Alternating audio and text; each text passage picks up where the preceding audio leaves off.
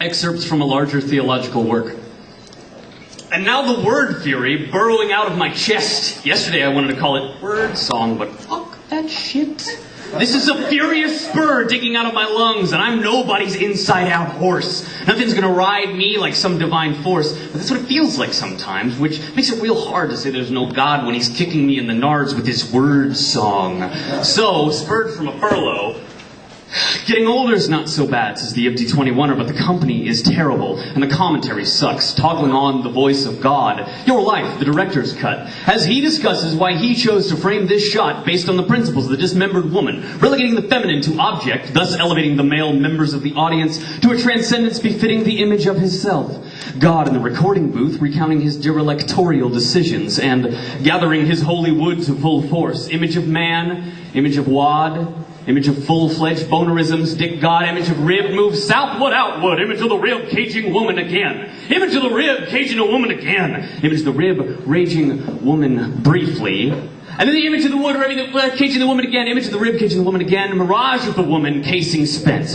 There is essentially no difference made between the methods of malingering. Either way, the brain's leasing. Either way, top function ceasing. We were raised up by malfeasance, by the always thank you pleasance, to continue the solemn tradition established by our foreskins and our forefathers' foreskins before them, to numb ourselves to the pleasures of the world, to bleed before the puncturing and the establishing of a holy union.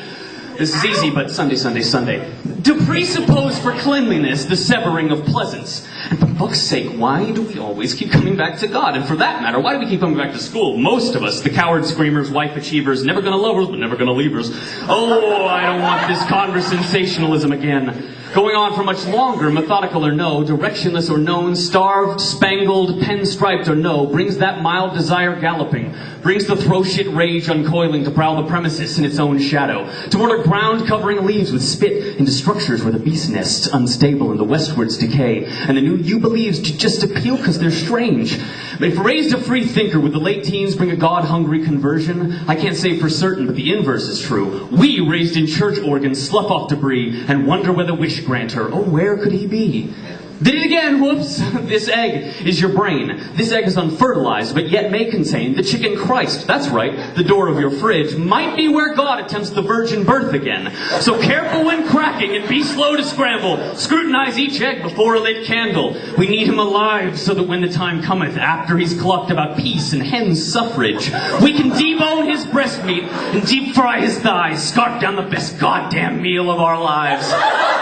Content in the knowledge that every chicken henceforth who receives the good news in the coop of the Lord will surely peck feed from the gold-cobbled streets of heaven, and we, full to bursting on meats of both light and dark, of both boned and boneless, of fried, grilled, or baked in the store of the homestead, can sleep easy knowing, no matter how gruesome the chicken's life pre-plate may be, it's due some hard-earned relief and a roost lined all velvety in the company of loved ones in never-ending levity, and the glory and majesty of a world without suffering in the life yet to come. Amen. Pass the stuffing.